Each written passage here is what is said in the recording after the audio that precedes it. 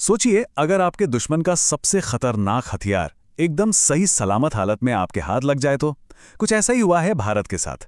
चीन की एक बेहद एडवांस्ड मिसाइल अब भारतीय वैज्ञानिकों के पास है। और ये मिली कैसे? एक ऐसी घटना से जिसकी किसी ने उम्मीद भी नहीं की थी। हुआ ये कि हाल के एक संघर्ष के दौरान पाकिस्तान ने फायर की चीन से मिली एक PL-15E मिसाइल। पर किस्मत देखिए, मिसाइल अपने टारगेट से चूकी तो चूकी, फटी भी नहीं और आ गिरी सीधे भारत की जमीन पर, वो भी एकदम इंटैक्ट।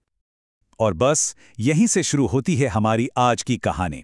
सबसे बड़ा सवाल अब यह है कि क्या भारत इस कब्जाए हुए चीनी हथियार की नकल कर सकता है? क्या हम इसे खोलकर इसके राज जान सकते हैं? चलिए इसी रिवर्स इंजीनियरिंग की दुनिया में थोड़ा और गहरा उतरते हैं। तो ये रिवर्स इंजीनियरिंग की कला आखिर है क्या?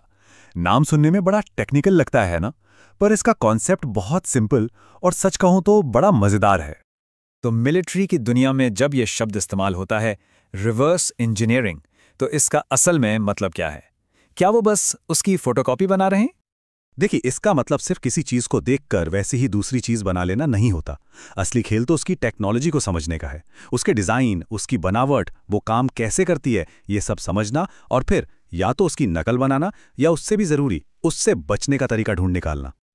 और हाँ, ये कोई आज की बात नहीं है। इतिहास गवाह है, जब जब किसी एक देश के हाथ दुश्मन की टेक्नोलॉजी लगी है, तब तब दुनिया का पावर बैलेंस मतलब शक्ति का संतुलन पूरी तरह से हिल गया है।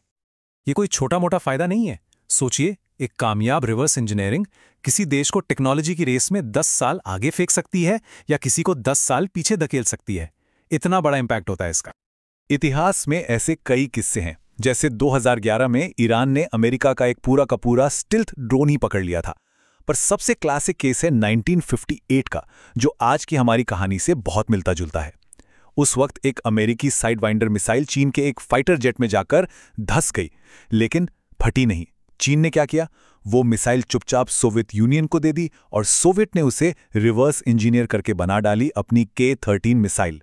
सिर्फ एक मिसाइल ने सोवियत यूनियन को मिसाइल टेक्नोलॉजी में 10 साल आगे पहुंचा दिया। तो इन सारे मामलों में चाबी क्या थी? एक ही चीज, वो टेक्नोलॉजी, वो हथियार सही सलामत हाथ लगा था, इंटैक्ट। अगर वो धमाके में उड़ जाता तो उसके सारे राज भी उसी के साथ खाक हो जाते। अच्छा, अब सिक्के का दूसरा पहलू देखते हैं। याद है 2022 में भारत से भी एक ब्रह्मोस मिसाइल गलती से पाकिस्तान में जा गिरी थी। तो सवाल उठता है, क्या पाकिस्तान ने उसे रिवर्स इंजीनियर नहीं किया? यहीं पर सारा खेल है। जो ब्रह्मोस पाकिस्तान में गिरी वो इम्पैक्ट पर फट गई थी। अब पाकिस्तान ने बड़े बड़े दावे तो किए, पर असलियत यह है कि जब मिसाइल के सारे जरूरी हिस्से जलकर राख हो गए तो वो रिवर्स इंजीनियर क्या ही करते, कुछ नहीं मिला उन्हें। लेकिन भारत के हाथ जो PL-15E लगी है वो सही सलामत है, उसकी टेक्नोलॉजी जिंदा है और यहीं से कहानी पूरी तरह पलट जाती है। तो अब वापस आते हैं इस चीनी मिसाइल पर। आखिर इसके अंदर ऐसा क्या खजाना छिपा है जिसे हमारे वैज्ञानिक इतनी बारीकी से परख रहे हैं? देखिए, ये जो PL-15E है, ये चीन की सबसे एडवांस्ड हवा से हवा में मार करने वाली मिसाइल का एक्सपोर्ट वर्जन है। मतलब जो उसने पाकिस्तान को बेची है। अब जाहिर है एक्सपोर्ट वर्जन ओरिजिनल से थोड़ा कमजोर होता है, पर फिर भी इसमें वो टेक्नोलॉजी है जिसे समझना भारत के लिए बहुत बहुत जरूरी है। तो DRDO के वैज्ञानिक क्या देख रहे हैं? सबसे पहले तो इसका मिनिएचर ए से रिडार सीकर, ये मिसाइल की आंखें हैं। फिर इसका एडवांस्ड प्रोपेलेंट, मतलब वो ईंधन जो इसे मैक 5 यानी आवाज की रफ्तार से 5 गुना तेज भगाता है।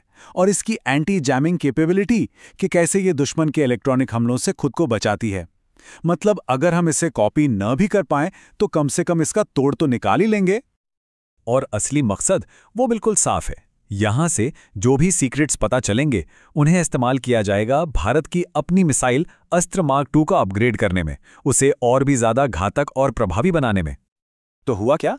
पाकिस्तान की एक चूक और भारत को मिल गई एक अनमोल बढ़त, एक ऐसी बढ़त जिसकी किसी ने कल्पना भी नहीं की थी। इस टेबल को देखिए, सारी कहानी साफ हो जाएगी। अभी PL-15E की रेंज और स्पीड हमारी अस्त्र मार्क 2 से थोड़ी सी बेहतर है, खास तौर पे स्पीड मैक 5 से भी ज्यादा। अब सोचिए, अगर भारत सिर्फ इसके फ्यूल की टेक्नोलॉजी, इसके प्रोपेलेंट का राज समझ ले तो ये जो स्पीड का फासला है ये खत्म हो जाएगा। हमारी अस्त्र मिसाइल एक झटके में और भी ज्यादा ताकतवर हो जाएगी। तो आखिर में ये है क्या? पाकिस्तान की तरफ से भारत के लिए एक मुफ्त का तोहफा, और चीन के लिए एक बहुत बड़ा सिरदर्द। उनकी टॉप सीक्रेट टेक्नोलॉजी अब उनके सबसे बड़े कॉम्पिटिटर के पास है और वो उसे माइक्रोस्कोप के नीचे रखकर देख रहे हैं। और ये पूरी कहानी हमें एक बहुत बड़े सवाल पे लाकर खड़ा कर देती है। क्या आज के इस हाईटेक ज़माने में किसी भी देश का टेक्नोलॉजिकल डोमिनेंस, उसकी सालों की मेहनत, सिर्फ एक छोटी सी गलती, एक लकी एक्सीडेंट से ख़त्म हो सकता है? ये सोचने वाली बात है।